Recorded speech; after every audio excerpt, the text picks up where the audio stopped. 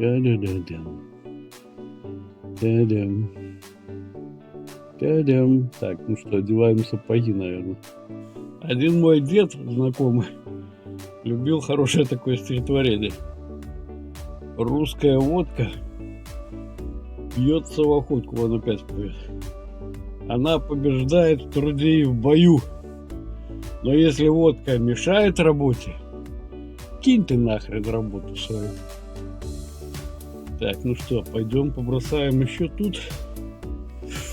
Да-да-да.